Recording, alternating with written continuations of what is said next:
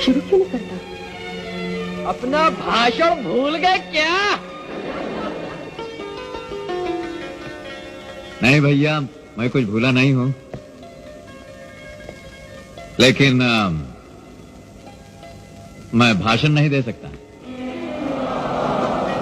भाषण तो बहुत होते रहते हैं, देश के नेता और लीडर तो बोलते ही रहते हैं, कान पक गए सुनते सुनते।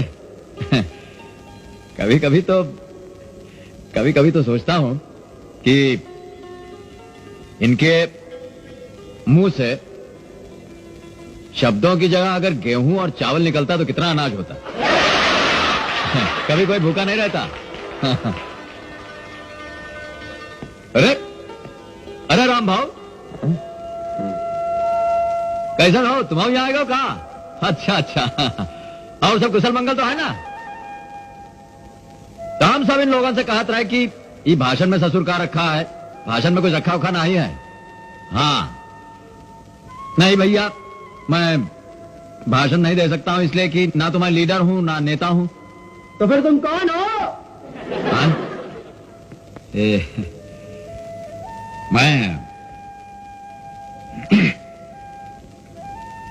मैं वही हूं जो तुम हो, या तुम हो,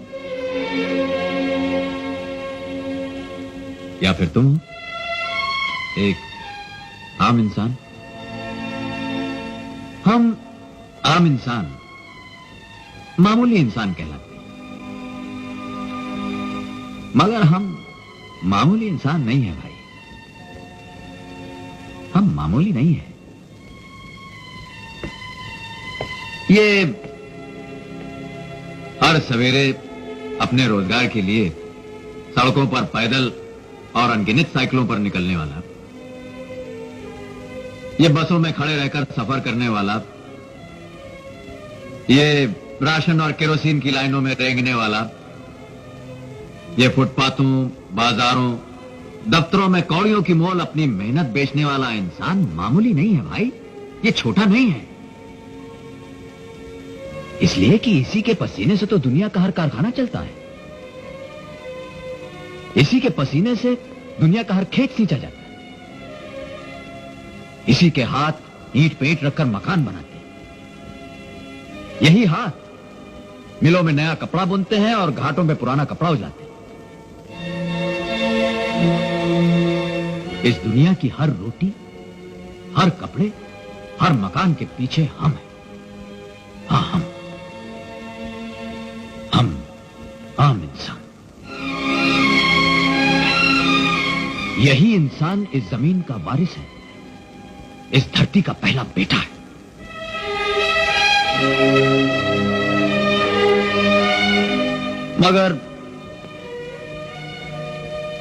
मगर ये दुनिया बड़ी निराली है भैया। वही इंसान जो दुनिया को सब कुछ देता है, उसी के पास कभी रोटी नहीं, कभी कपड़ा नहीं, कभी मकान नहीं। यहां जो मुसीबत आती है सबसे पहले इसी पे आती है। महंगाई बढ़े तो सबसे पहले इसका चूल्हा ठंडा होता है। बीमारी फैले तो सबसे पहले इसका बच्चा मरता है।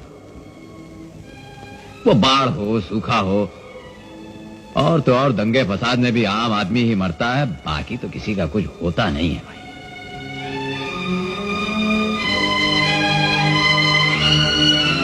और हम भी बड़े अजीब ठीक, कुछ समझते ही नहीं।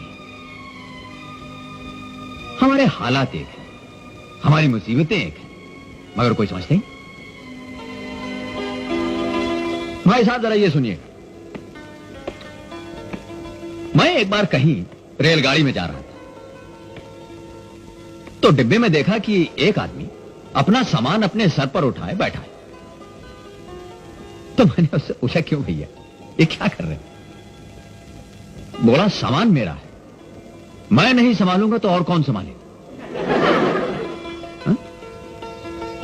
सुना आपने? गाड़ी चल रही है, वो भी उसी में चल रहा है, बाकी मुसाफिर भी उसी में चल रहे हैं, मगर वो अपना बोझा अपने सर पर लादे बैठा है कि मैं नहीं देखूंगा तो और कौन देखेगा?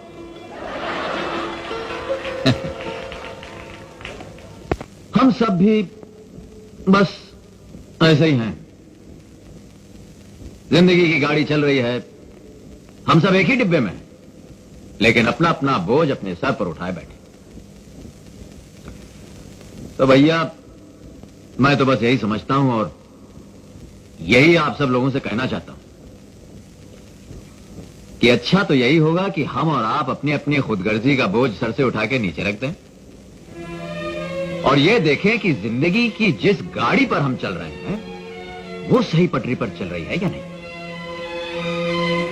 इसलिए कि अगर वो सही पटरी पर नहीं चल रही है तो ना आप अपनी मंजिल तक पहुंच पाएंगे और ना मैं। और अगर गाड़ी की पटरी सही है तब हम सब अपनी मंजिल तक पहुंचेंगे एक साथ। हम आम, छोटे और मामूली इंसान, हमारे सुख दुख एक है, हमारा नसीब एक है, और जिस दिन हम एक हो गए उस दिन दुनिया की कोई भी ताकत ना हमें लूट सकती है, ना दबा सकती है, ना मिटा सकती है।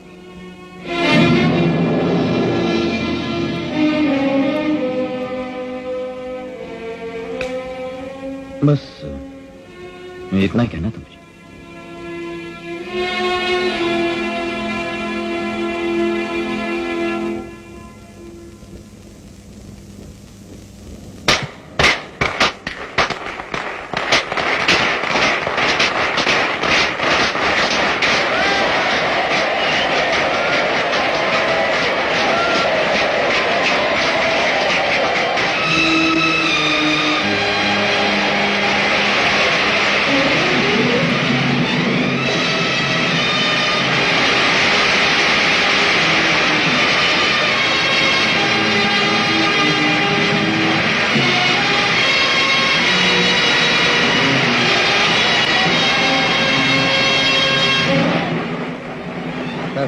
चीफ मिनिस्टर साहब का मैसेज है कि आजाद को गिरफ्तार ना किया जाए।